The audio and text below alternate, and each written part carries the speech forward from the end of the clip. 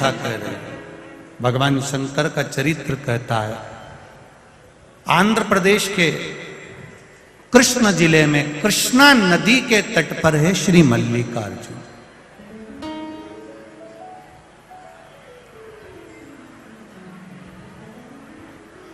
मल्लिकार्जुन, मल्लिका का भाव जो कहा गया है वो माता पार्वती हैं, और अर्जुन का जो भाव कहा गया है वो मेरे देव अधिदेव महादेव।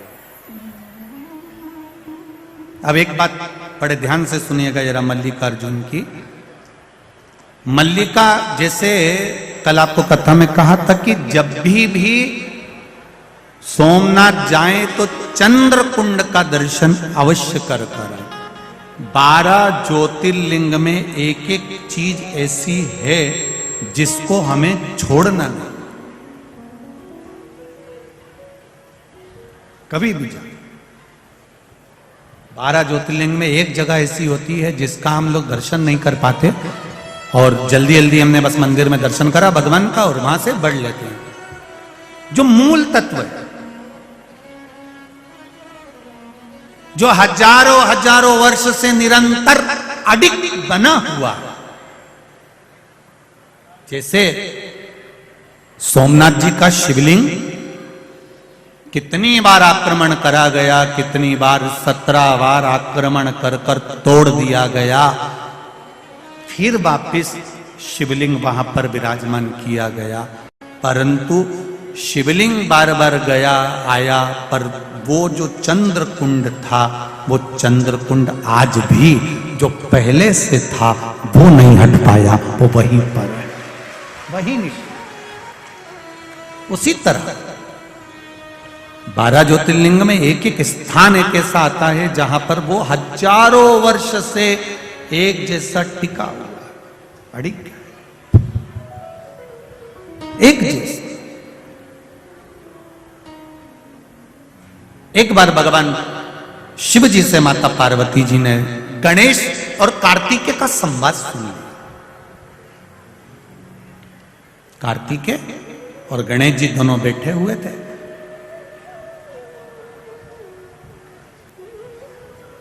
जया, विषहरा, शामली बारी, दौतली और देव, शिव जी की ये 5 बेटी। एक बार सब लोग उनका नाम लेंगे।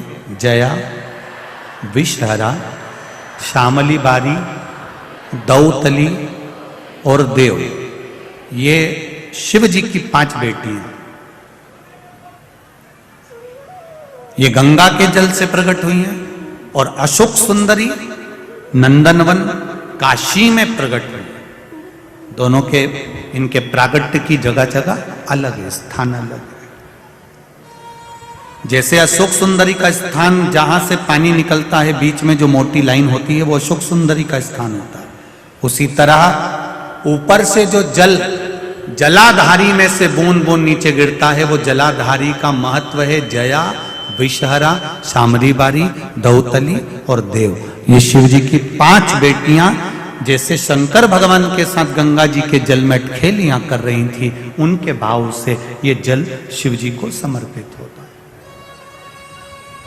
ये 5 बेटियां शिव जी की कोई साधारण नहीं है। जब कभी कोई प्रशासनिक बात सामने आती है कि साहब बहू ने अदालत में केस लगा दिया, या उसने केस लगा दिया, या उसने कुछ कह दिया, उस जगह पर इन 5 बेटियों की जरूरत पड़ती है। क्या नाम है 5 का? पहला, दूसरी, तीसरी, चौथी, 5वीं, 2। ये 5 बेटियों की जरूरत हमें उस समय पर पड़ती है।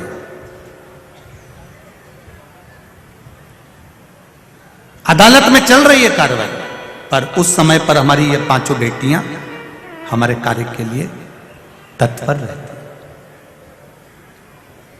ये जो जलाधारी है ना शिव जी के ऊपर, इस जलाधारी का बड़ा महत्व होता है। जब ब्राह्मण अभिषेक कराते हैं 3 पाई की चौकी रख, उसके ऊपर कलश जो विराजमान करते हैं और एक एक बूंद जो पानी उसमें से गिरता है, ये ऐसे ही नहीं रहता। श्रृंगी से अभिषेक करा रहे हैं, वो श्रृंगी का महत्व समझना चाहिए, वो जलधार का महत्व समझना चाहिए। जब हमें जिंदगी के एक एक पूजन का नियम, एक एक महत्व जब मालूम पड़ जाएगा ना, तो फिर हमको लगेगा कि हाँ हम सही पूजन कर रहे हैं, हमारे में ये तत्व का आनंद है। महाराज गणेश जी और कार्तिकेय दोनों बैठकर बात कर रहे थे। जया विषहरा शामली बारी दो तली देव, पांचों कन्याएं वहां बैठी हुई थी। इतने में पांचों बेटियों ने आकर अपनी माताजी से, अपने पिताजी से एक बात कह दी, मां मैं आपसे कुछ कहना चाहती हूं। पार्वती जी ने पूछा क्या हुआ, क्या कहना चाहती हो, बोलो। जया ने विषहरा से कहा, विषहरा ने शामली बारी से कहा, शामली बारी ने दौतली से कहा, दौतली ने देव से कहा। देव ने फिर माता पार्वती से कहा। दोनों भैया में विवाद है कि दोनों प्रबल कौन है, विद्वान कौन है, सबसे श्रेष्ठ कौन है। कार्तिकेय श्रेष्ठ हैं कि गणेश जी श्रेष्ठ हैं, इन दोनों में विवाद चल रहा। पार्वती जी ने कहा इतनी सी बात के पीछे लड़ रहा कि श्रेष्ठ कौन है। घर के अंदर रहें, देवरानी और जेठानी के मन में कभी यह बात सामने नहीं आना चाहिए कि जेठानी श्रेष्ठ है कि देवरानी श्रेष्ठ है। और मेरा सासुओं से हाथ जोड़ के निवेदन है, अपनी जिंदगी में तुम किसी को भी धन दे देना मना नहीं है, पर अपने मुंह से कभी मत कहना कि बड़ी अच्छी है कि छोटी अच्छी है।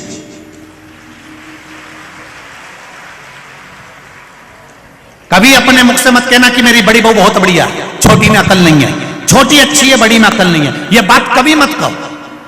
क्यों? क्योंकि गेंद कभी भी किसी भी पाले में जा सकती है, किसी भी बहू से पाला पड़ सकता है। अपने को कभी नहीं कहना कि कौन अच्छा कौन बुरा।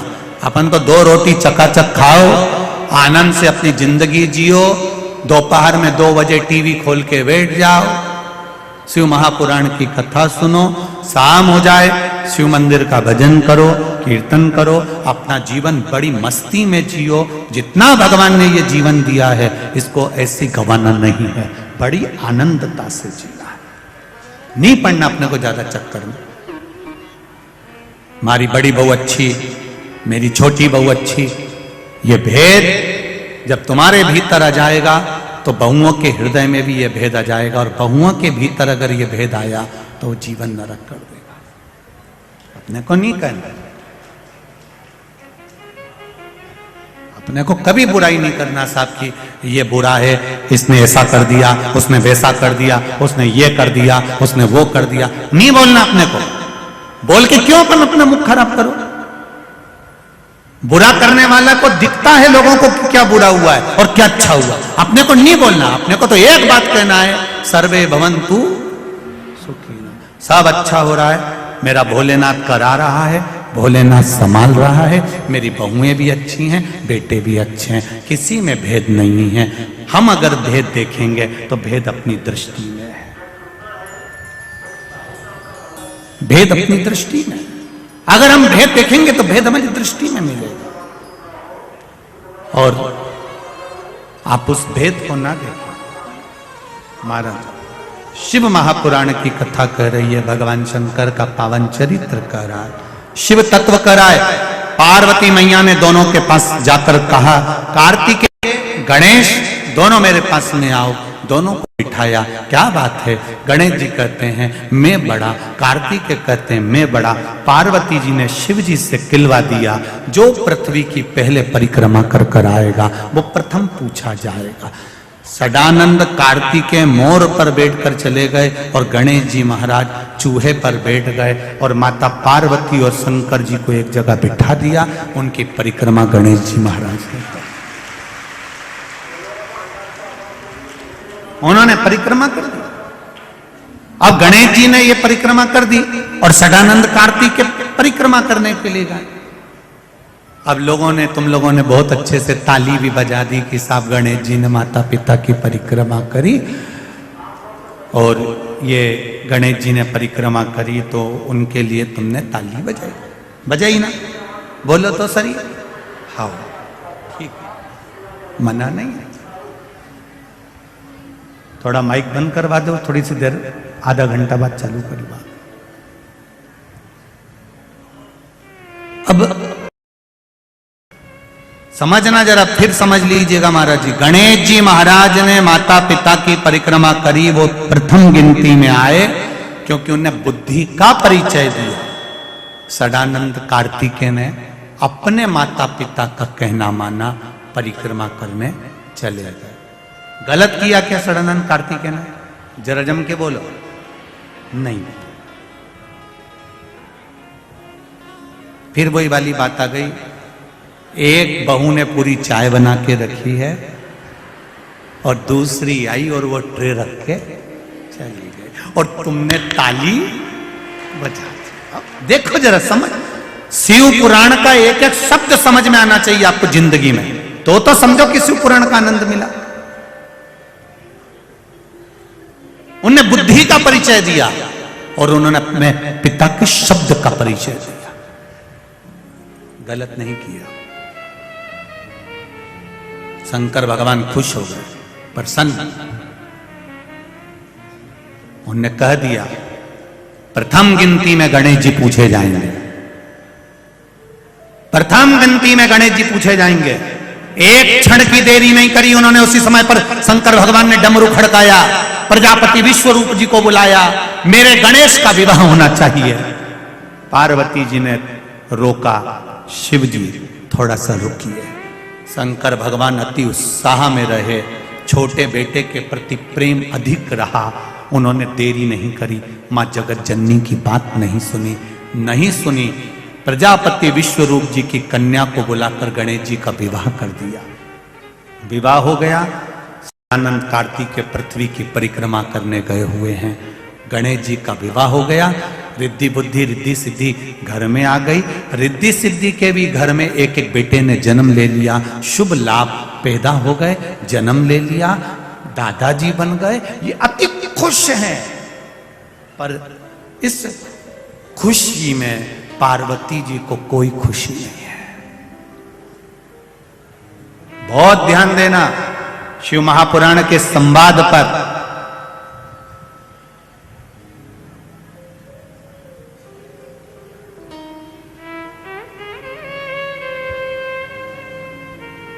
जो बेटा दुकान पर बैठता है ना, पिता को लगता है कि सबसे ज्यादा काम यही कर रहा है। जो बेटा दुकान पर बैठा है, पिता को लग रहा है कि ये सबसे ज्यादा काम कर रहा है, सबसे ज्यादा काम यही कर रहा है, लग रहा है। अब पर जो बेटा पूरा मार्केट घूम रहा है, फोन पे बात कर रहा है, कोई उसको डरा भी रहा है, कोई धमका भी रहा है, कोई उसके पीछे तलवार लेकर भाग रहा है, कोई उसको अपशब्द भी कह रहा है, वो अपने पिता तक बात नहीं आने दे रहा, अपने भाई पर आंच नहीं आने दे रहा, वो सब जगह से बचा रहा है, सब जगह से सपोर्ट कर रहा है। पिता को लगता है वो कोई काम ही नहीं करता, पर उसका काम इसके काम से 4 गुना ज्यादा अधिक है।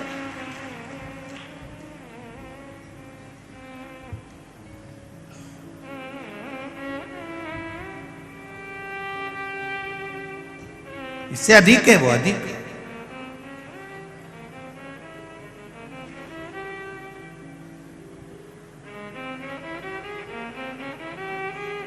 कई लोग कहते हैं महाराज जी राजनीति बड़ी सरल होती है, हम कहते हैं कर कर देखिए।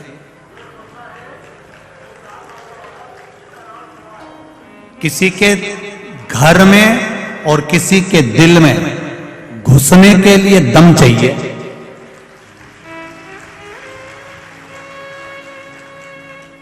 मैं संजय भैया को धन्यवाद दूंगा, साधुवाद दूंगा कि आप हृदय में बैठे हो लोगों के, इसलिए उसका भाव यहां दिखता है। दिल चाहिए, सहजता कोई नहीं।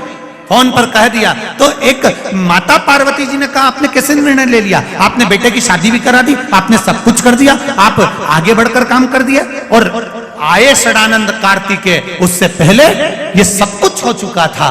पार्वती मैया खुश नहीं थी, माता पार्वती की आंख में आंसू भरा हुआ था। केवल एक माँ संसार में ऐसी होती है जो अपने बच्चों को कभी भेद रखकर दूध नहीं पिलाती है कि मैंने बड़े को ज्यादा पिलाऊंगी, छोटे को कम पिलाऊंगी। मां कभी भेद नहीं रखती कि मैं बड़े को ज्यादा दूध पिलाऊंगी, छोटे को नहीं पिलाऊंगी, छोटे को पिलाऊंगी तो बड़े को नहीं पिलाऊंगी। बराबर का एजुकेशन मां देती है, बराबर के कपड़े पहनाती है, बराबर का श्रृंगार करती है, बराबर का आनंद कराती है।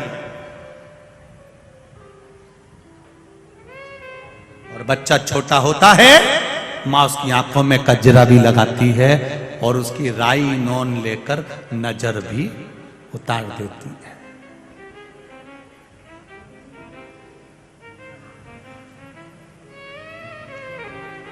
उस मां की करुणा देखिए, उस मां की वात्सल्यता देखिए। मां ने बचपन में बच्चे की नजर उतारी तो मां ने नजर उतारी, और वही बच्चा बड़ा हो गया और उसकी शादी हो गई। अब मां कुछ उसके ऊपर से उतार के बता दे तो पास में जो जगदम्बा रहती है ना, उसको लगेगा जरूर मेरी सास कुछ कर रही थी तुम पे। बस ये अंतर है, यही अंतर है। शिव महापुराण में जिंदगी भर से माता पार्वती जी शंकर जी को जल चढ़ा रही हैं, हमारे घर के पूर्वज शिव जी को जल चढ़ा रहे हैं, हमारे यहाँ के बुजुर्ग मर मर के चले गए शंकर भगवान को जल चढ़ाते चलाते, शिव जी पर अभिषेक करते करते, जल चढ़ाते, सावन महीना शिवरात्रि को जल चढ़ाते हुए आज के समय में सीहोर वाले महाराज ने जल चढ़ाना बता दिया तो लोगों को लग गया टॉप का बता दिया। जो पूर्व का चला, सास बच्चे को नजर उतारती है, वो नजर उतारी है उसने, मां है।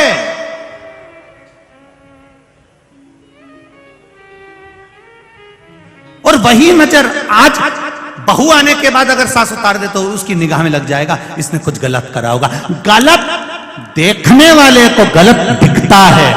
काला चश्मा लगाओगे तो कालिए ही नजर आओगे, पीला चश्मा लगाओगे तो पीले दिखोगे, नीला लगाओगे तो नीले दिखोगे। संत को संत नजर आता है, भगवंत को भगवंत नजर आता है, साधु को साधु नजर आता है, धर्मात्मा को धर्मात्मा नजर आता है, प्रपंची को प्रपंची और ढोंगी को ढोंगी नजर आता है, कामी को कामी नजर आता है, कपटी को कपटी नजर आता है। जिसका दिल जैसा होगा सामने वाला व्यक्ति वैसा नजर आएगा। आपकी दृष्टि पर असर, आप कैसे हो, आपकी सोच क्या है। कबाड़े की दुकान में कबाड़ा ही मिलेगा, कभी सोना चांदी नहीं मिल सकता। मत लिखा ही है भंगार लिया, लोहा लिया, रद्दी लिया, कागज लिया, कूड़ा लिया, करकट लिया। ऐसे ना जाने कितने घूम रहे हैं जिनके दिमाग में दिन भर कूड़ा लिया, करकट। अब इनको इतनी अक्ल नहीं है कि हमारा इंदौर की रोज सुबह सुबह गाड़ियां तुम्हारे मोहल्ले में आती है, रोज गाना बजाती है, कचरे वाला आया। रोज कचरे वाली गाड़ी सुबह से आ रही है, एक ही बात कह रही है, गीला कचरा इसमें डालो, सूखा कचरा इसमें डालो। बोलो बोलो रे, बोले जी जी बोलो तो रही, सही है। 2 डब्बे रखे उनने, गीला कचरा इसमें डालो, सूखा कचरा इसमें डालो, गीला कचरा इसमें डालो, सूखा कचरा इसमें डालो। रोज कचरे की गाड़ी आ रही, सुबह सुबह से आकर कहती है कचरा कचरा की गाड़ी में डालो। वो हमको ज्ञान देती है कि देखो तुम्हारे दिमाग में और मन में ये 2 डब्बे हैं, इसमें कचरा मत रखना रे, उस कचरे की गाड़ी में पटक देना, अहंकार को दूर छोड़ देना, काम लोभ आसक्ति वासना तृष्णा दूर पटक दो। अपने इस डस्टबिन, और किसी किसी ने तो अपने कान को भी कचरे का डब्बा बना रखा है, कोई भी निंदा करता है डाले जाए तो कान के ऊपर लिख दो ना डस्टबिन और नीचे लिख दो यूज मी। कोई निंदा करे सुनने बैठ गए। किसी ने कुछ बोला, सुनने बैठ गए। कान थोड़ी ना कचरे का डब्बा बना, नहीं सुनना। ना तो शिव की निंदा सुनना है और ना शिव की निंदा करना है।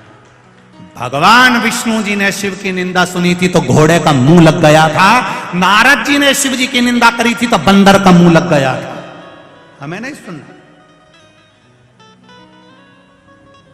निंदा करने वाले को एक बात लिखकर भेज दिया करो, तेरा क्या होगा रे कालिया, कर ले। आग लगे बस्ती में, ऐसी मस्ती में नहीं रहना। अपने जोरदार बढ़िया जूड़ा मुड़ा बांध के पेंसिल से लाइन माइन खींच के डब्बा में,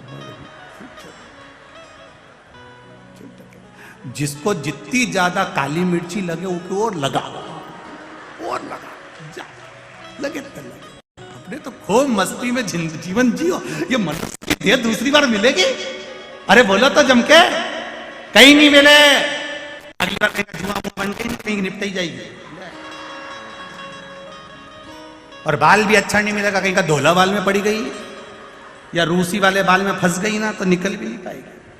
इसलिए ये मनुष्य की जो देह मिली है इसको छोड़ना नहीं है। बहुत मस्त देह है, आनंद में मिली है। इतनी खुश होकर जिंदगी जियो कि जीवन में भगवान भी कहे कि तुझे दूसरी बार फिर जन्म दूंगा, फिर जन्म दूंगा, मानव का देह दूंगा। ऐसी मस्त जिंदगी जियो। महाराज शिव कथा कह रही है, देखा सदानंद कार्तिकेय को आए, पार्वती जी का हृदय रो रहा है, नैनों में जल भरा है। सदानंद कार्तिकेय जी ने आकर कुछ भी नहीं बोला, एक शब्द भी सदानंद कार्तिकेय जी ने नहीं कहा। आए, माता पिता को प्रणाम करा, श्री सेलम पर्वत पर चले गए, तप में लीन हो गए। माँ रो रही है। शिवजी से कहा, बाबा आपने आज अच्छा काम नहीं करा। एक पुत्र की प्रियता दिखी, दूसरे पुत्र की अप्रियता। आज मैं आपसे कुछ मांगना चाहती हूं, वर देना पड़ेगा आपको। आप मुझे वर दीजिए भोलेनाथ। शिवजी ने कहा, पार्वती तुम्हें क्या वर चाहिए बताओ, क्या वर दिया जाए, बोलो पार्वती। पार्वती जी कहती है, मुझे वर दो भोलेनाथ। गणेश जी ने तुम्हारी परिक्रमा करी और तुमने उसको उठाया, सब कुछ दे दिया, उठाया सब कुछ दे दिया। मेरा निवेदन स्वीकार करो। गणेश जी ने परिक्रमा करी, आपने उठाया, सब कुछ दे दिया। आज ये पार्वती आपसे वर मांगती है, आज के बाद आपकी कभी परिक्रमा नहीं हो, कभी परिक्रमा नहीं। आज ये पार्वती आपसे वर मांग रही है, आपकी कभी परिक्रमा नहीं होना चाहिए। शिव जी ने कहा, पार्वती क्यों? शंकर भगवान ने पूछा तो पार्वती जी कहती, आप भोले हैं और भोला के वश सब कुछ लुटा बैठते हैं। आपने दूसरे पुत्र कार्तिकेय का नहीं सोचा, इसलिए मैं चाहती हूं कि ये परिक्रमा अब नहीं हो। सारे देवी देवताओं की परिक्रमा होती है, पर गणेश जी ने जो परिक्रमा करी उसके बाद में शंकर भगवान की परिक्रमा नहीं होती। शिव जी की परिक्रमा आदि होकर वापिस आ जाती है। यहां तक हमारा शिव महापुराण की कथा कहती है कि भगवान शंकर के मंदिर में जब आरती हो, आरती के बाद में आप लोग जब परिक्रमा करते हैं, वो परिक्रमा भी आदि कर कर शिव मंदिर की परिक्रमा के अंतर्गत आधा भाग आना चाहिए। शिव रसपति महाराज सदानंद कार्तिकेय पहुंच गए श्रीशैलम, वहां बैठ गए, तप में लीन हो गए। देवऋषि नारद जी से कहा, आप जाओ जरा पता कर कर आओ, मेरा पुत्र गया हुआ, मेरा बेटा गया। भगवान शंकर के कहने पर देवऋषि नारद ने जाकर श्रीशैलम पर कार्तिकेय जी को समझाया, पर वो आने को तैयार नहीं, वो नहीं आता, आना ही नहीं चाहता। मैं नहीं आऊंगा, नहीं पहुंचे। एक पत्थर का घाव और एक वाणी का घाव। पत्थर का घाव एक बार भरा जाता है, पर वाणी का घाव जिंदगी भर नहीं भराता, चाहे कितना भी अपन उसे भरने का प्रयास, बहुत कठिन है।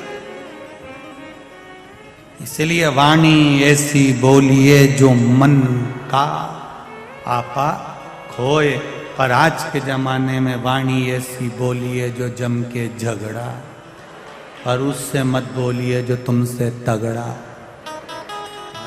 वाणी प्रेम की बोली, मिठास की बोली, अच्छा बोली। आप जितना अच्छा बोल सकते हो आपकी जिंदगी में, वो आपके उन्नति की सीढ़ी पर आगे चढ़ाने का काम करेगी आपकी केवल वाणी, आपके केवल शब्द।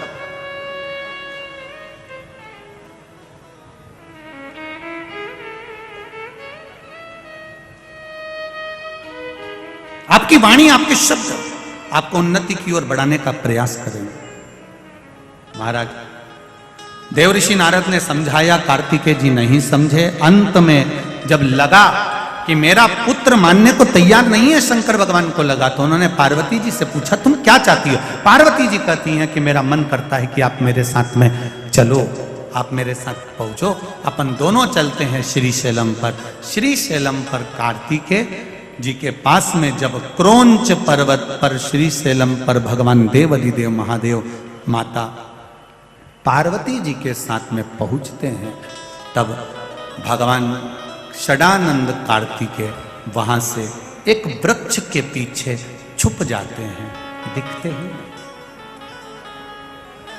आज भी जिस वृक्ष के पीछे षडानंद कार्तिकेय जी छुपे थे, उस समय हजारों वर्ष पहले वो वृक्ष, जैसे आपको कहा कि सोमनाथ जी में एक चंद्र कुंड है, उसी तरह मल्लिकार्जुन भगवान के मंदिर के ठीक सामने एक पीपल का वृक्ष है। उसके साथ में दो वृक्ष लगे, एक छोकर का एक पीपल का, दोनों भेले में मिले हुए, वहां ओटला बना हुआ है, जिस वृक्ष के पीछे भगवान श्री कार्तिकेय जी छुपे थे। जैसे सोमनाथ जी में चंद्रकुंड की महत्वता है, उसी तरह मल्लिकार्जुन में उस वृक्ष की मूलता है, जो वृक्ष हजारों वर्ष से वहां पर टिका।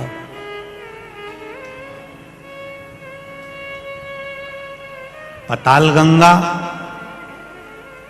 का दर्शन हमको केवल एक ही जगह पर होता है, आंध्र प्रदेश के मल्लिकार्जुन से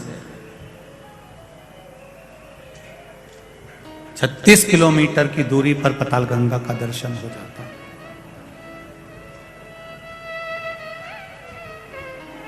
वो भूमि जहां पर भगवान देवाधिदेव महादेव ने तप किया। आगे वर्णन आया, भगवान देवाधिदेव महादेव फिर शिव जी पार्वती को लेकर चारों तरफ कार्तिकेय को ढूंढने लगे। कार्तिकेय जी वहां से ओझल हो गए, दूर चले गए, और दूर जाकर 36 किलोमीटर की दूरी पर जाकर कार्तिकेय जी महाराज गुफा में बैठकर 3 योजन की दूरी पर जाकर बैठ गए। वहां बैठकर उन्होंने तप साधना करी। शंकर पार्वती यहाँ पर विराजमान होते हैं, विराजित तो हो गए, पर शिव जी पार्वती के साथ में ओझल रहे। ओझल रहे कब तक? जब चंद्रगुप्त नामक किसी राजा की कन्या ने एक बार, जब उस कन्या पर कई दोष लगे, उस दोष को मिटाने के लिए वो कन्या श्रीशैलम के पहाड़ पर भ्रमण करती रही। चंद्रगुप्त राजा की वो कन्या जब श्रीशैलम पर भ्रमण करती थी, अकेली रहती, झोपड़ी बनाकर शिव अर्चना में डूबी रहती थी, भगवान की भक्ति में डूबी रहती थी, उसने एक सुंदर श्यामा गाय को पाल लिया। वो श्यामा गाय की सेवा में लग गई, और श्यामा गाय की सेवा में जब वो लगी, श्यामा गाय को उसने जब पाला और उसकी सेवा में जब वो तल्लीन रही, श्यामा गाय की सेवा में जब वो लग जाती है, श्यामा गाय उस श्रीशैलम के वन में चली जाती है। और वन में गई तो आज वो कन्या चंद्रगुप्त की वो बेटी वो पीछे पीछे गई। उसने क्या देखा कि एक पुरुष गाय का दूध निकाल रहा है और एक नारी पात्र लगाकर बैठी हुई।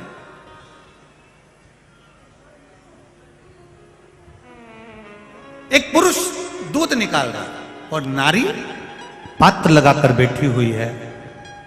चंद्रगुप्त की, राजा चंद्रगुप्त की बेटी ने जब वो चरित्र देखा, देखकर उसको बड़ा आश्चर्य हुआ। बहुत दूरी थी, चंद्रगुप्त की बेटी दौड़ पड़ी, दौड़ी बेटी।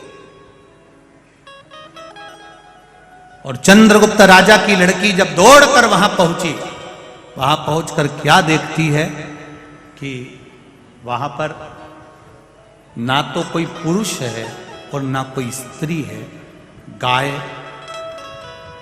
के नीचे एक शिवलिंग विराजमान है, उस शिवलिंग पर दूध अपने आप गिर रहा था। उस कन्या ने देखा, उस नारी ने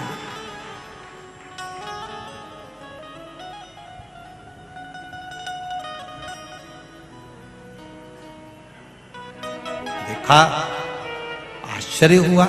अभी तो मैंने दूर से देखा था तो एक पुरुष था, एक स्त्री थी, और पुरुष दूध निकाल रहा था और नारी पात्र लेकर बैठी हुई थी।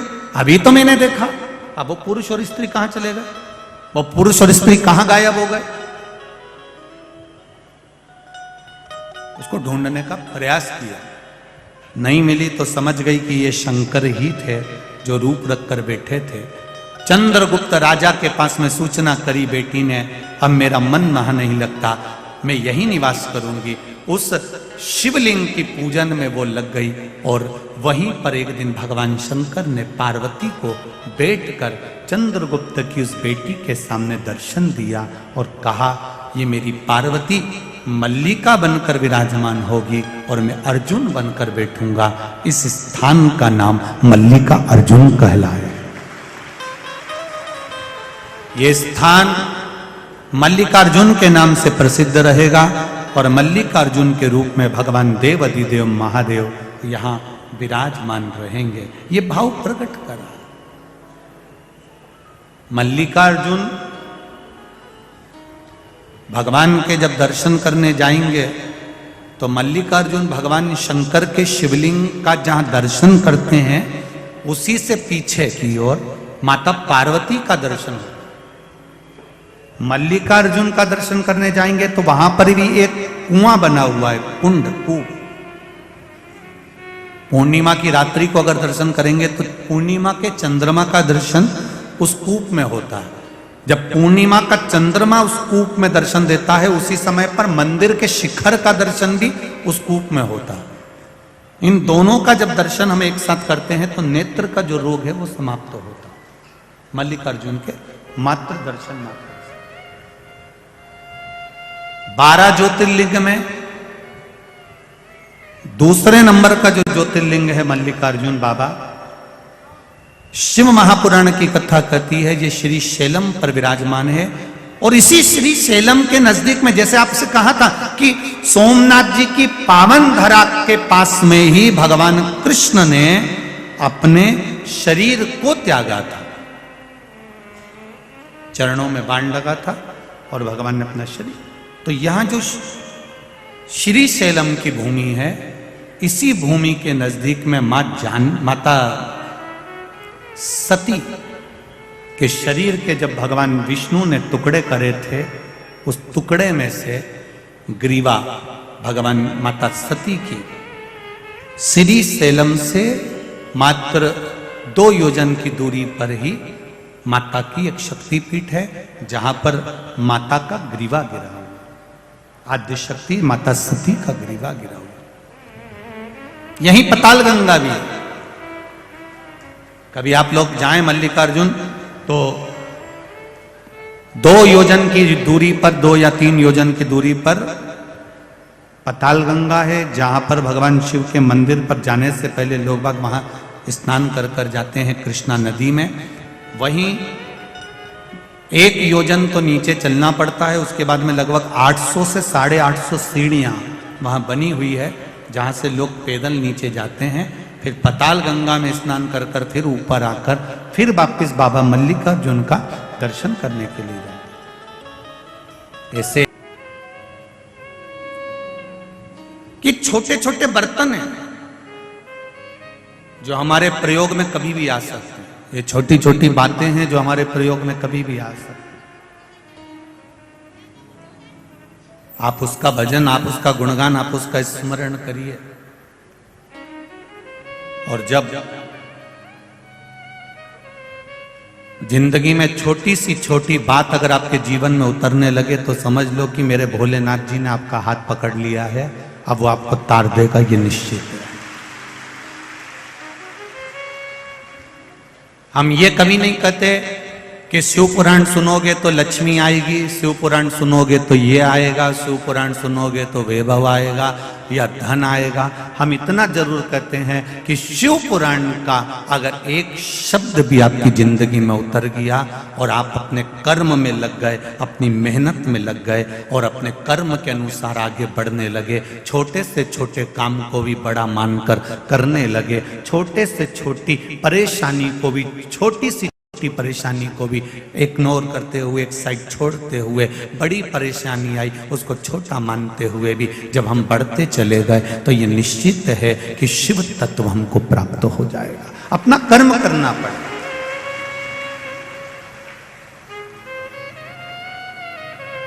इस व्यासपीठ से कभी नहीं कहा कि आप नर्मदा जी के घाट जाकर बैठ जाओ, कि आप छिपरा जी के घाट जाकर बैठ जाओ, कि संत बन जाओ, कि साधु बन जाओ, कि गुरु जी बन जाओ, कि महात्मा जी बन जाओ, कि विद्वान बन जाओ। अपने को नहीं बनना।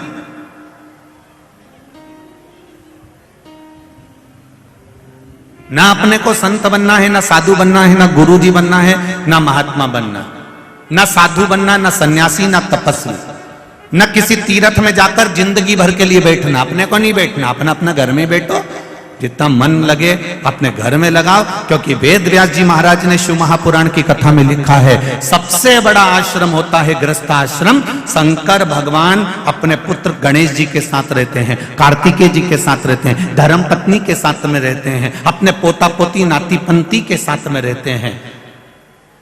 इसके बाद भी भगवान शंकर कभी अपना घर छोड़कर नहीं गए, कभी कैलाश छोड़कर नहीं गए कि कैलाश छोड़कर और किसी पर्वत पे जाकर बैठ गए। नहीं, मैं अपने घर में रहूंगा, अपने परिवार में रहूंगा, अपनी पत्नी अपने बच्चों के साथ में रहूंगा, सबके साथ में रहकर भगवान शंकर अपनी भक्ति में लगे रहते हैं, अपने भजन में लगे रहते हैं। वो कहते हैं घर छोड़कर बाहर जाकर भजन करना चाहोगे तो भी भजन नहीं हो पाएगा, और घर में रहकर अगर एक बार मुख से राम भी कह लिया तो तर जाओगे। भजन का बल बड़ा।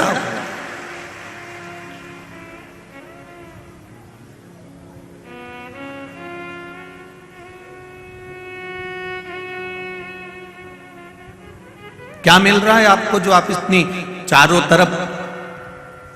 इंदौर वासियों को तो एक बार आकर जरा इस नजारे का दर्शन करना चाहिए कि शिव भक्ति किसको कहते हैं, कि रोड पर कोई बिछात नहीं है तो भी भक्त चारों तरफ बैठे।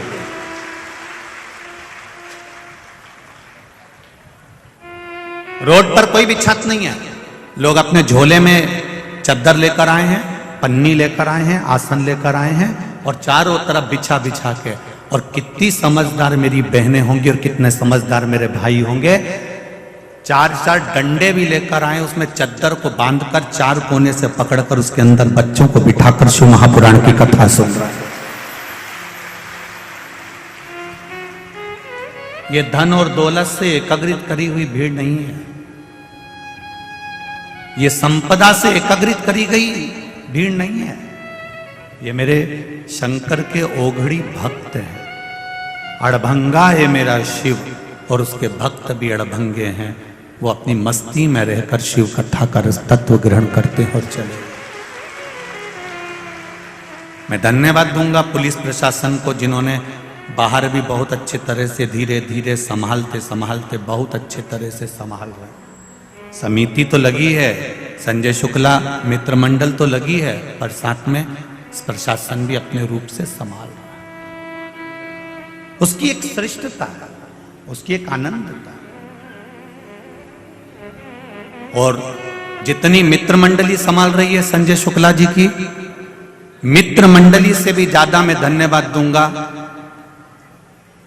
एक नंबर के रहने वाले इन सभी भक्तों को, जिन्होंने अपने रूप से इसको संभाल रखा।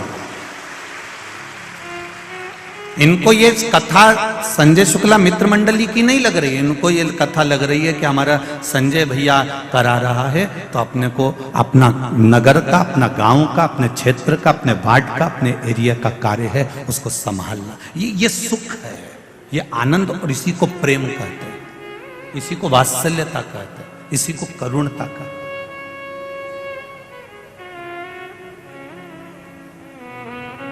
ये आपका स्नेह, ये आपकी भक्ति। और इंदौर वासियों ने ऐसा नजारा कभी देखा हो तो मुझे जरूर बताना। ऐसा नजारा कभी देखा हो जो रोड पर लोगों को कथा सुनते देखा हो तो जरूर सूचित करना। अपार जनता, अपार भक्त, अपार जन समुदाय शिव तत्व में डूबे हुए, भगवान की अविरल भक्ति में डूबे हुए।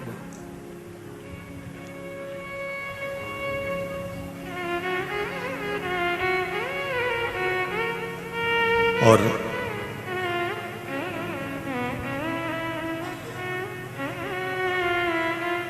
ये भक्ति अविरल होना चाहिए,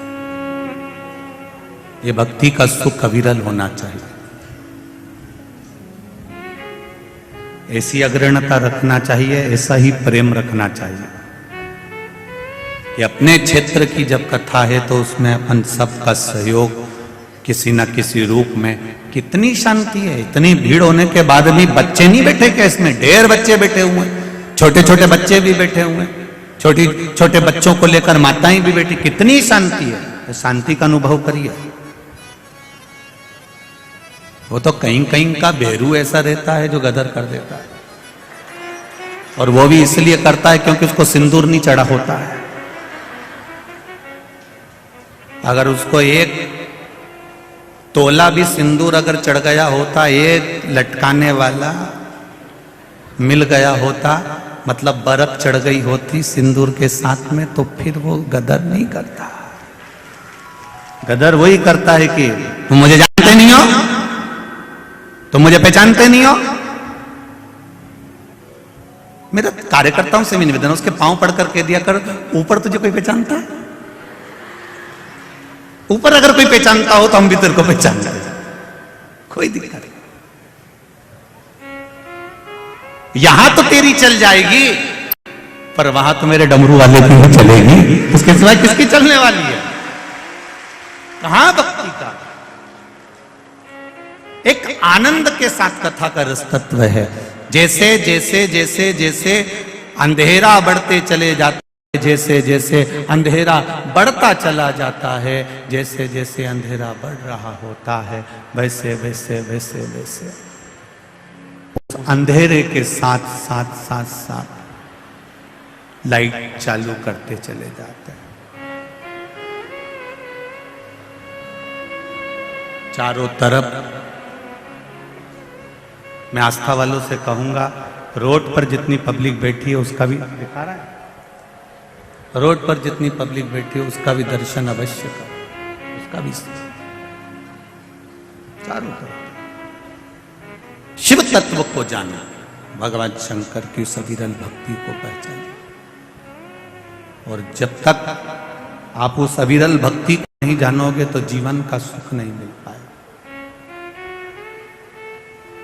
अंधेरा होते चले गया, तुम लाइट चालू करते चले गए, धीरे धीरे जैसे जैसे अंधेरा बढ़ता गया वैसे वैसे लाइट चालू करते चले गए। उसी तरह एक स्मरण आपको रहे, एक स्मरण आपकी जिंदगी की अवस्था ढलती चली जाती है, और अवस्था जैसे जैसे ढलती चली जाए वैसे वैसे भगवान की भक्ति को बढ़ाते चले जाओ, भजन करते चले जाओ, भगवान की भक्ति को बढ़ाते चले जाओ। और जैसे जैसे आप भजन को बढ़ाओगे अपने आप भीतर का प्रकाश होता चले जाएगा। सारी समस्या का हल भगवान शिव की अविरल भक्ति का एक फल, ज्यादा कुछ नहीं है। भगवान की अविरल भक्ति के लिए आपको बहुत ज्ञानी बनने की जरूरत नहीं है, बहुत सन्यासी बनने की जरूरत नहीं है, बहुत तपस्वी बनने की जरूरत नहीं है, बहुत संत बनने की जरूरत नहीं है। शिव पुराण कहती है आप बनो तो शिव भक्त बनो, भगवान शंकर के भक्त बनो।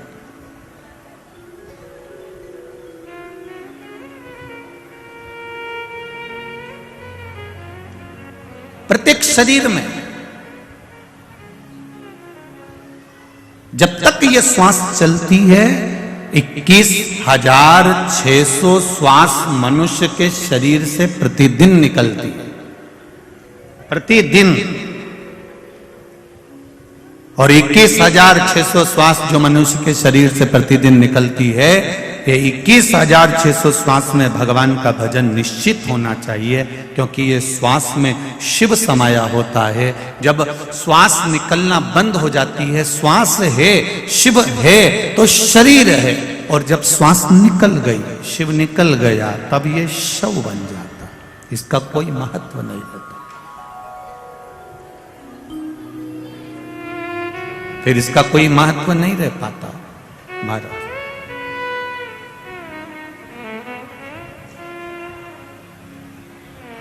तेरी कृपा बिना न हिले एक भी,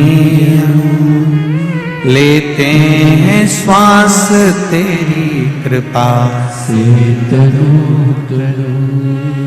बखान क्या करूं मैं, चपटी भभूत में खजाना हे गंगाधाम ओमकार तू बोले, ओमकार तू आयो शरण तिहारी शंभु तार तार। भगवान शिव की कथा कहती है, परिवार में जब समस्या आती है,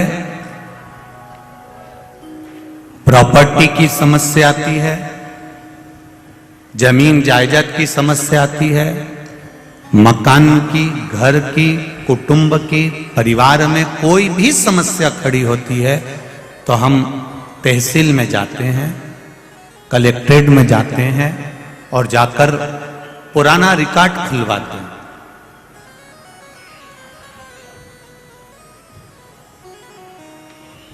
हम वहां जाकर पुराना रिकॉर्ड खुलवाते हैं।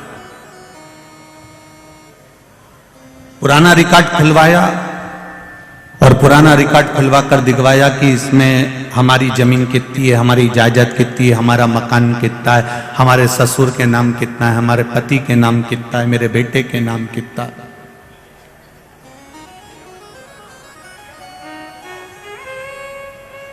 हम दिखवाते हैं।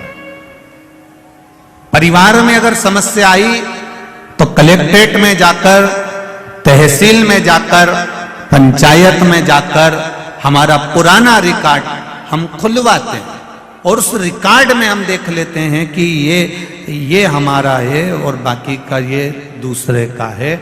उसी तरह परिवार में समस्या आती है तो कलेक्ट्रेट जाकर, तहसील जाकर पुराना रिकॉर्ड खुलवाया जाता है, और जब मन में समस्या आती है तो कथा में जाकर पुराण खुलवाई जाती है।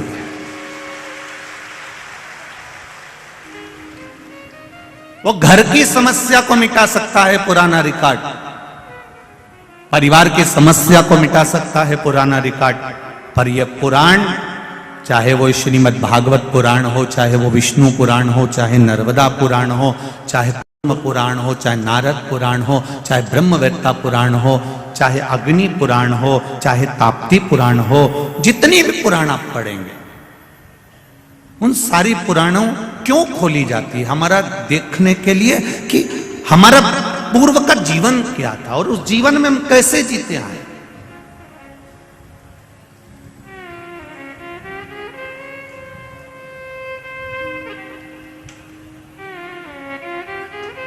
हमारी पूर्व की श्रृंखला कैसी थी, उस श्रृंखला में हम कैसे जीते हैं। हमारा भजन मीरा, कर्मा, नामदेव, ध्रुव, प्रहलाद, रामकृष्ण परमहंस जी, ये जितने भी हुए हैं जो भगवान की भक्ति को धारण करें, माता अहिल्याबाई जिन्होंने भगवान की विरल भक्ति को प्राप्त करा, शंकर भगवान का शिवलिंग माता अहिल्याबाई के हाथ में 24 घंटे रहता था। मां अहिल्या शिव महापुराण की कथा में वो बात कही थी। 24 घंटे भगवान शंकर का शिवलिंग माता अहिल्या के हाथ में रहता है, क्योंकि माता अहिल्याबाई का जो विश्वास है वो शिव है कि जब अटकूंगी तो मेरा महादेव मेरे सामने खड़ा हुआ है, फिर मुझे किसी के आगे हाथ जोड़ने की जरूरत नहीं पड़ेगी।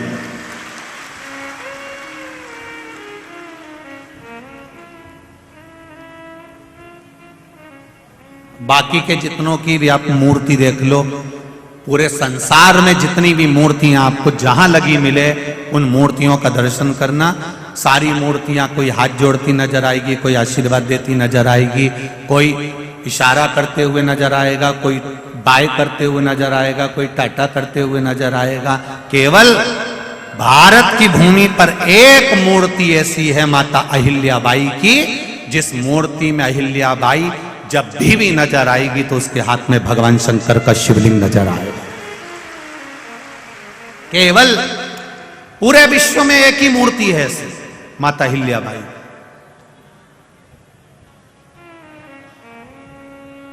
और वो मूर्ति हमको प्रेरणा देती है माता अहिल्याबाई की। वो मूर्ति हमको बताती है कि मैंने शंकर भगवान को अपने हाथ में लिया है, तुम भले हाथ में लेकर मत चलना, पर भगवान शंकर को अपने दिल में लेकर जरूर चलना, तो कहीं अटकोगे नहीं। अहिल्याबाई कह रही है, माता अहिल्याबाई का यह भाव वर्णित कर रहा है। शिव को साथ लेकर चलो, शंकर भगवान को साथ लेकर चलो।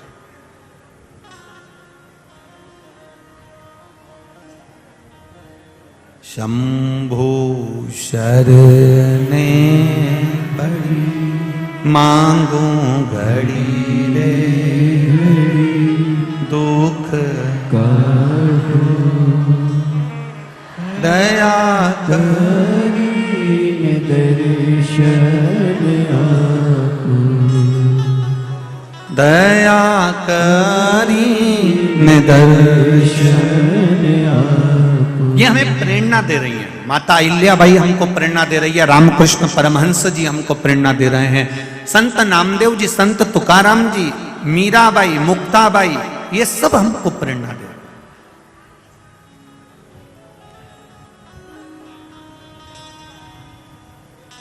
कोई जरूरी नहीं है कि प्रत्येक घर में संत पैदा हो जाएगा।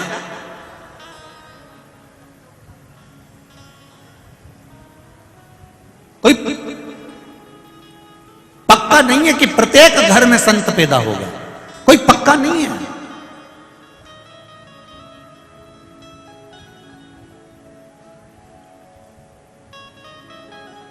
खूब सारा मक्का लगाई, खूब सारा भुट्टा लगाया, मक्का लगाई, एक जैसा बीज, एक जैसा पानी, एक जैसी फसल, पर कहीं कहीं का भुट्टा मक्का ऐसी रे एकदम मीठी, और बाकी का कहीं कहीं का देख लो तो ऐसा निकले, कहीं में तो दाना ही नहीं निकले, नहीं छीलो तो कहीं दो चार इधर चिपका, ने दो चार इधर चिपका, नजर ही नहीं,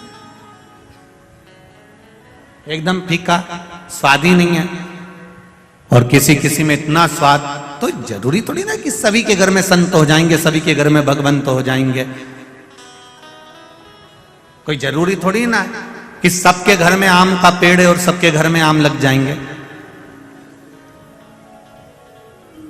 फिर भी सबके घर में आम का पेड़ नहीं है, पर जितने भी यहां बैठे हैं और जितने टीवी के सामने बैठे हैं और मोबाइल पर सुन रहे हो, ईमानदारी से बोलना, तुम्हारे घर में भले आम का पेड़ नहीं होगा, तुम्हारे यहां भले आम नहीं लगेगा, पर क्या तुम आम नहीं खाते हो? खाते हो। कहां से लाते हो? बाजार से। सब्जी वाले के यहाँ जाओगे, मार्केट वाले के यहाँ जाओगे, फल वाले के यहाँ जाओगे और वहां से आम लेकर आओगे। आम सभी को खाना, आम सबको अच्छा लगता है, पर आम का पेड़ तुम्हारे घर में नहीं है, तुम्हारे खेत में नहीं है, तुम्हारे इतना आम लगता भी नहीं है कि तुम सब आम खा जाओ। महाराज, आम भले तुम्हारे यहाँ नहीं लगे, आम भले तुम्हारे यहाँ पैदा नहीं हो, आम भले तुम्हारे यहाँ नहीं मिले, तो तुम बाजार से लाती हो और बाजार से लाकर उस आम को खाकर अपने उदर को तृप्त करती हो। उसी तरह हमारे घर में भले संत पैदा नहीं हो, पर हम किसी कथा में से जाकर थोड़ी सी ज्ञान की बात लाकर इस आत्मा को तो तृप्त कर सकते हैं। कथा में से हम थोड़ा सा तो ला सकते हैं ना।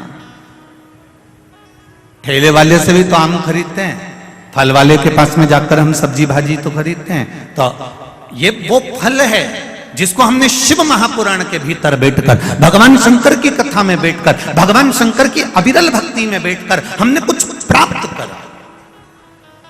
और संपूर्ण विश्व वालों ने, केवल देश में नहीं विदेश में भी लोग भगवान शंकर को जल चढ़ा रहे हैं। ये वो फल, भले उन्होंने उनके घर में आम नहीं लगा, भले उनके घर में कोई संत पैदा नहीं हुआ, पर उन्होंने वो आम खरीद कर लेकर गए, अर्थात उसका स्वाद उनको लग गया। उसी तरह आपको जो शिव पुराण का स्वाद लगा है, वो स्वाद कोई साधारण नहीं है। एक लोटे जल से क्या फल मिल सकता है, वो स्वाद जिंदगी में लगा,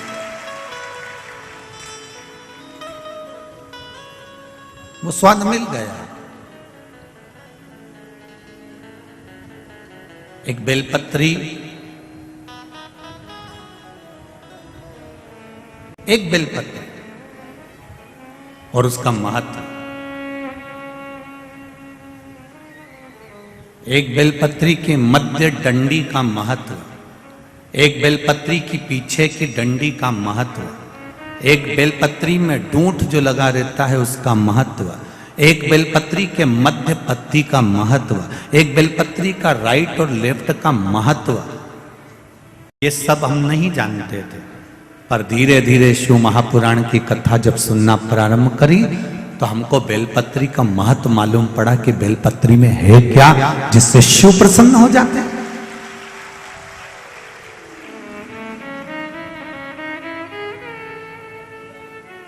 एक बेलपत्री में ऐसा क्या था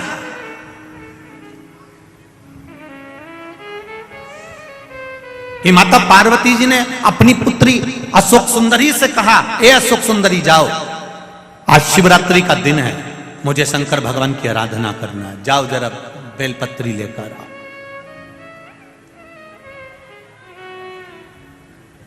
अशोक सुंदरी संपूर्ण जगह पर भ्रमण कर आ गई, संपूर्ण जगह बेलपत्री नहीं मिली।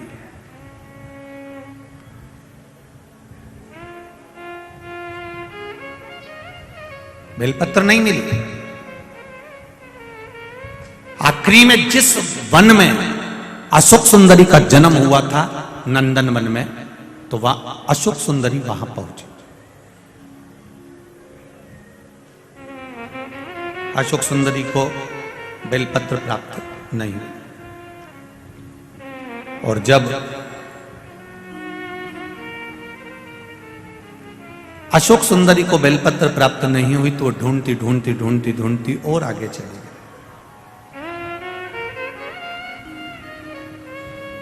नहीं मिली। अंत में अशोक सुंदरी को लगा कि मेरी माता ने आज मुझे पत्र लिखकर भेजा है कि मेरी पूजन में बेलपत्र नहीं है। तो अशोक सुंदरी ने अपने 100 बच्चों को भेज दिया कि जाओ जरा बेलपत्र पता लगा कर। बच्चे जब अशोक सुंदरी के पुत्र पुत्री जाने लगे तो उन्होंने, पिताजी ने पूछ लिया, अशोक सुंदरी के पति ने, राजा नहुष ने, भगवान शंकर के दामाद हैं राजा नहुष, अशोक सुंदरी के पति हैं राजा नहुष। राजा नहुष ने पूछ लिया अपने बच्चों से, बेटियां कहां जा रही हो तुम, मेरे पुत्र कहां जा रहे हैं? आज मेरी 100 बेटियां 100 बच्चे क्या ढूंढने जा रहे हैं, तुम क्या ढूंढ रहे हो? सब जगह पर ढूंढने में लगे। इतने में बच्चों ने कहा राजा नहुष से, पिताजी हम नाना जी की पूजन के लिए जो बेलपत्र चाहिए तो नानी जी ने बेलपत्र बुलवाई है, उस बेलपत्र को ढूंढने के लिए जा रहे हैं।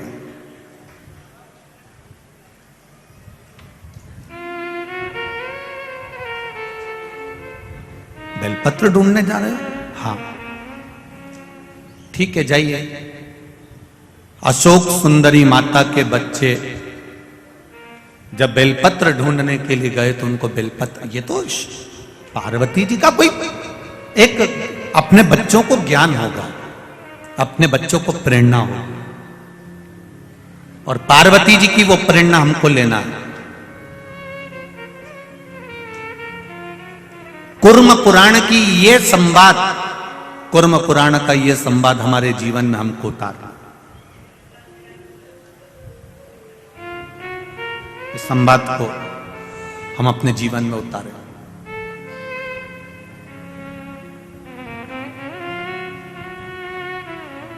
पद्म पुराण में और कुर्म पुराण में अशोक सुंदरी माता का बहुत विस्तार से वर्णन किया गया। कभी मौका लगे तो पद्म पुराण में अशोक सुंदरी का संवाद पूरा पढ़िएगा, और कुर्म पुराण को निकालिएगा तो उसमें भी इसको पढ़िएगा।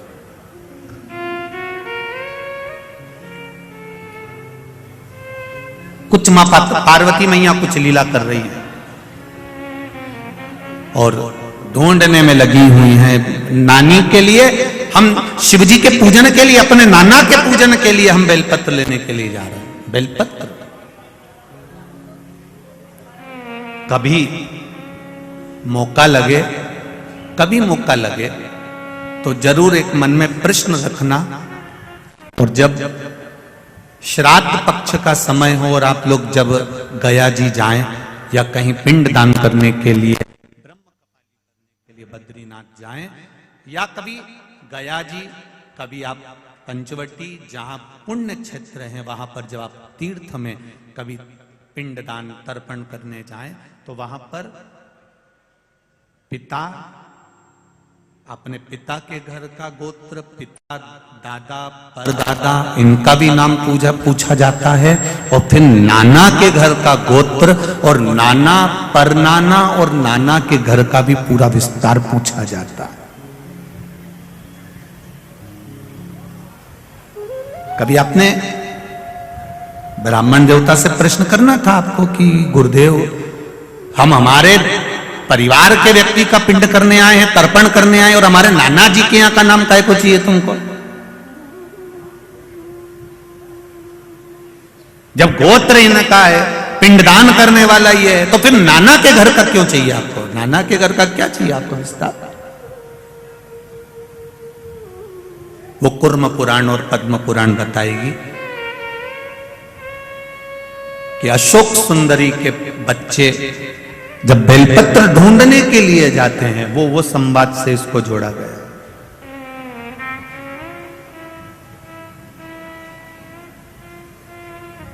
राजा नहुष ने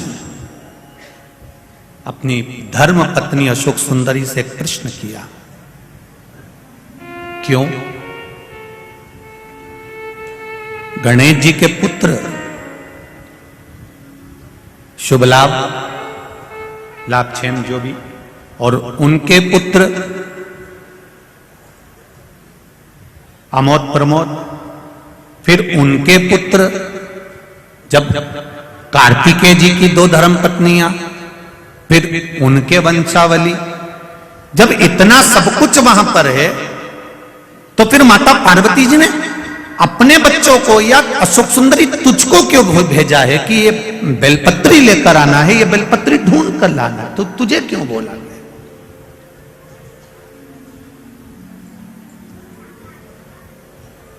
अशोक सुंदरी के मन में भी यह बात अटकी। तब अशोक सुंदरी उसी समय पर कमल के पुष्प के ऊपर बैठकर ब्रह्मदेव के पास चली गई, और ब्रह्मदेव के पास जाकर अशोक सुंदरी ने अपना प्रश्न सम्मुख में रखा कि आखिर माता पार्वती जी ने बेलपत्र मुझसे क्यों बुलवाई है? कारण क्या है बेलपत्र का? मेरे बच्चे ढूंढ रहे हैं, मेरे बच्चे लेकर आ रहे हैं, उस बेलपत्र की महत्वता क्या है? ब्रह्मा जी कहते हैं, ब्रह्मदेव ने कहा, चाहे तुम्हारा भाई बेलपत्र लेकर आए, चाहे तुम्हारे घर के बच्चे या तुम्हारे भाई के बच्चे बेलपत्र लेकर आए, वो बेलपत्र जब देव अधिदेव महादेव को चढ़ती है, एक बेलपत्र जब देव अधिदेव महादेव को चढ़ती है, कोई नारी बेलपत्र अगर समर्पित करती है तो जैसे बेलपत्र में 3 पत्ते होते हैं, नारी अपने ससुराल पक्ष का भी कल्याण कर देती है, नारी अपने मायके पक्ष का भी कल्याण कर देती है। और नारी अगर उस क्षेत्र में जहां वो निवास कर रही है, जिस क्षेत्र में वो निवास कर रही है, उस क्षेत्र में अगर कोई ब्राह्मण रहता हो, कोई साधु सन्यासी रहता हो, किसी ब्राह्मण के घर का भी अगर कोई तर्पण आदि रह गया हो, तो उस क्षेत्र के ब्राह्मण आदि संत साधु सन्यासी या कोई साधारण सा व्यक्ति जो बहुत दूर जाकर पिंड या तर्पण नहीं कर सकता, मात्र एक बेलपत्री जब नारी भगवान शिव को समर्पित करती है तो ये तीनों की 7 पीढ़ी को तार देती है। एक बेलपत्र का वो फल है महाराज, कुर्म पुराण कर रही है, पद्म पुराण कर रही है, एक बेलपत्र का वो फल है, एक बेलपत्र का वो महत्व है।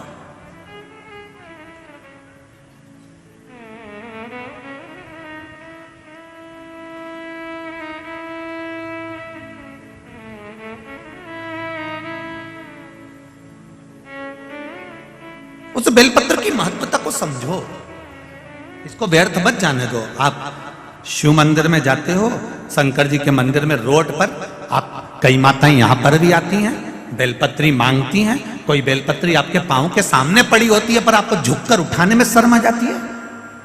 किसी ने गिरा दी होगी, हम काय को उठाएं? तुम्हें शर्म आ जाती है एक बेलपत्री, मंदिर में घूम रहे हो, मंदिर में दर्शन कर रहे हो और बेलपत्री सामने पड़ी और तुम्हें उठाने में शर्म आ रही है।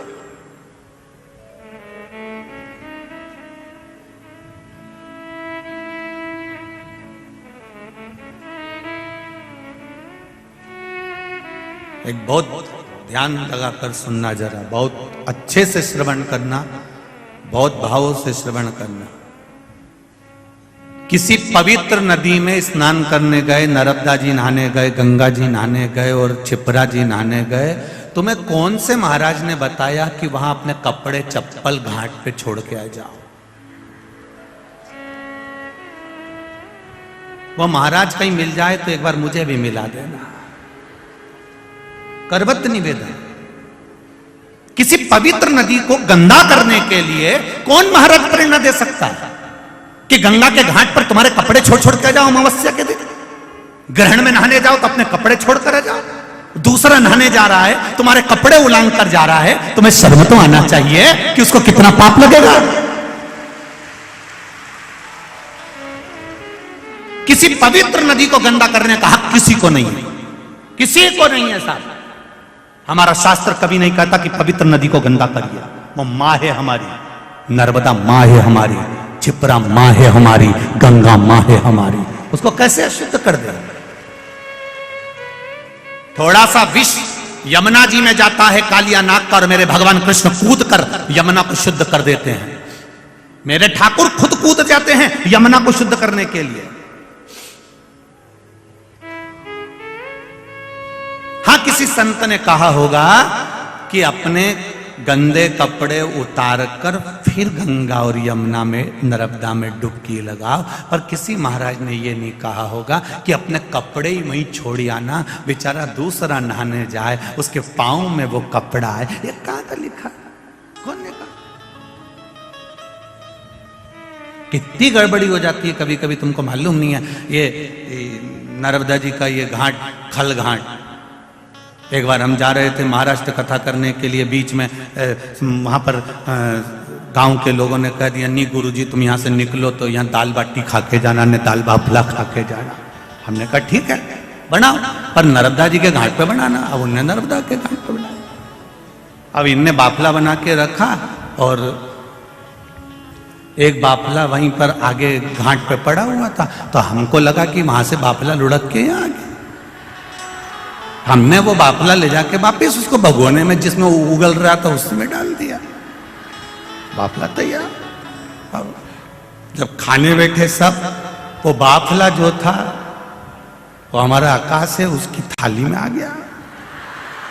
वही वाला बाफला जो हम पटके थे, अब उसकी थाली में आया। उसने जो को खोला तो उसमें बाल ही बाल। अब हमको क्या मालूम था कि ये किसी का जमाल उतरा होगा।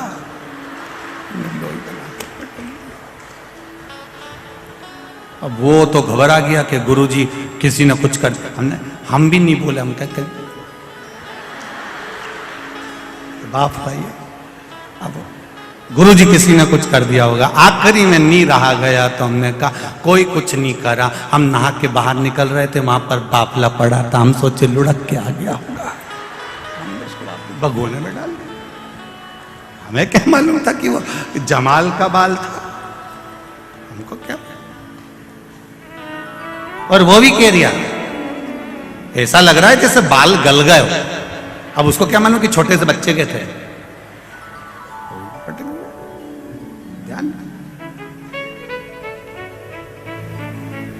ब्रह्मता ना रखे, अपनी पवित्र नदियों को शुद्ध रखिए।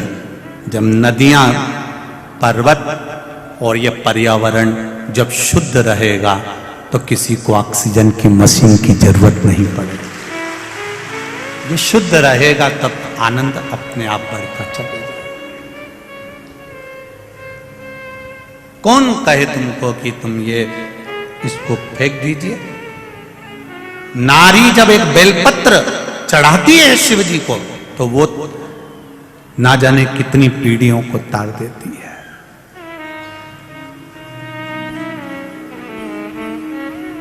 हम तो केवल 7 पीढ़ी या 3 पीढ़ी की बात कर रहे हैं। उज्जैन के ऋण मुक्तेश्वर मंदिर पर दीवाल पर लिखा हुआ है कि शिव महापुराण की कथा वर्णन करती है। शिव महापुराण की कथा श्रवण करने वाला, शंकर भगवान को भजने वाला, शिव को एक बेलपत्र चढ़ाने वाला, उज्जैन के ऋण मुक्तेश्वर मंदिर की दीवार पर लिखा हुआ है कि शंकर की कथा अगर कोई सुन लेता है तो उसकी 7 पीढ़ी नहीं 71 पीढ़ी तर जाती है। यह उज्जैन कह रहा है।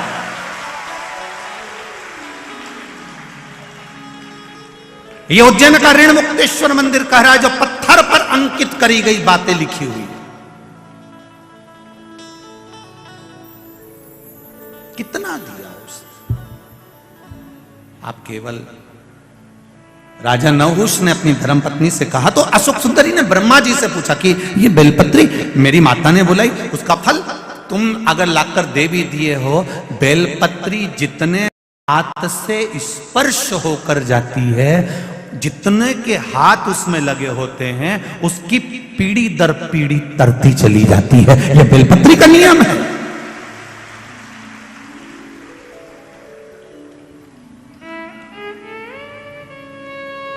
कोरोना बीमारी, अब कोरोना बीमारी को समझ लो जरा।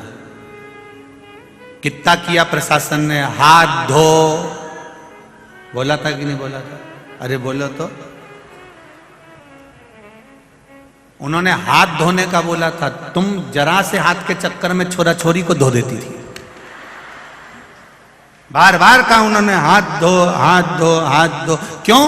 क्योंकि ये वायरस है, एक से दूसरे को पहुंचेगा, दूसरे का तीसरे को पहुंचेगा, तीसरे से चौथे को पहुंचेगा। बोलो पहुंचा कि नहीं पहुंचा? और ऐसा पूछता पूछता पूछता पूछता सबको बीमार कर दिया। जब एक वायरस छोटा सा टच करने से लोगों को बीमार कर सकता है, तो एक बेलपत्री टच करने से लोगों का उद्धार भी तो कर सकता है। एक वायरस थोड़ा सा टच करा, एक से दूसरे को, दूसरे को तीसरे से, तीसरे से चौथे को पहुंच गया। तो एक बेलपत्री भी तो स्पर्श, मात्र स्पर्श से, मात्र स्पर्श।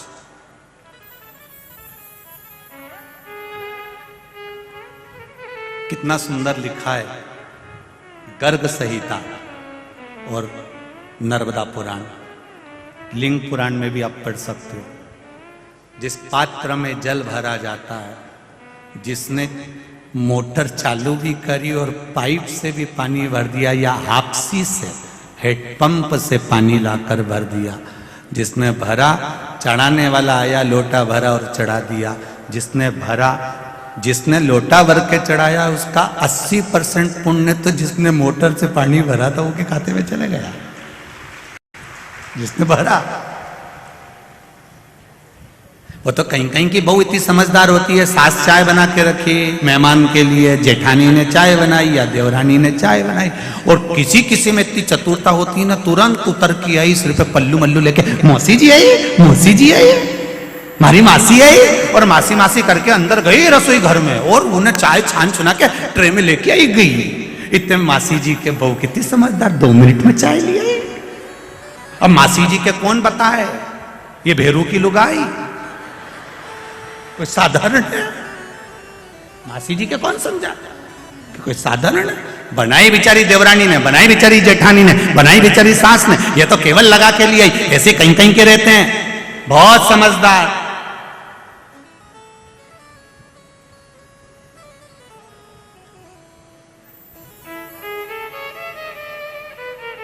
अभी हम जहां ठहरे हैं वर्मा जी के, उनके पास में शंकर जी का मंदिर है। अभी कल वहीं पे कोई बात का विवाद चल रहा था, तो हमने पूछ लिया विवाद किस बात का है? अरे गुरुजी पूछो ही मती, तो हुआ क्या ये तो बता। वो एक माता ने अपना आसन लगाया था पूजन करने के लिए, वो बेचारी उधर पार्वती जी के पास तक गई, इतनी देर में उस आसन पे दूसरी आके बैठ गई और उससे कहा कि तू उठ जा, के नहीं उठ जा, क्योंकि मैंने बिछाया। तो क्या बिछाया होगा, मुझे तो बिछा बिछाया मिला, मैं तो समझी महादेव ने मेरे लिए बिछाया। उठे ही और वो हिले ही। अब तुम बताओ गुरुजी कहीं करे, अब करे तो आसन जिसका है वो निपट लेगा, जिसका आसन हो जाए। एक बेलपत्री का स्पर्श मात्र, जितने हमारे सनातन धर्म में, हमारे सनातन हिंदू धर्म में एक बात बहुत पहले से चली आ रही है, मेरी बुजुर्ग माताएं जानती होगी कि इनके घर में अगर बेलपत्री ज्यादा आ जाती थी सावन के महीने में तो ये पड़ोसन को दे देती थी। बोलो रिजी जी सही है कि गलत है? अगर ज्यादा आ गई तो वो पड़ोसन को दे देती थी। कोई वस्तु ज्यादा है उसको उठा कर दे दिया, ले वो फूल हरताली का तीज के दिन ले या ले जा, उसको दिया वो चढ़ा लेगी, उसमें क्या दिक्कत, चढ़े यहाँ चढ़े वहां चढ़े एक ही बात। ज्यादा है पहुंचा दो। अब जो पड़ोसन ने बेलपत्री भेजी, दूसरे के हाथ भेजी, तीसरे के हाथ पहुंची, तीसरे ने चौथे के हाथ पहुंची, चौथे ने पांचवे के हाथ पहुंची, जितना स्पर्श होते चली गई उतना उतना कल्याण करती चली गई। जिसने दी थी वहां से लेकर जहां पहुंची वहां तक उद्धार कर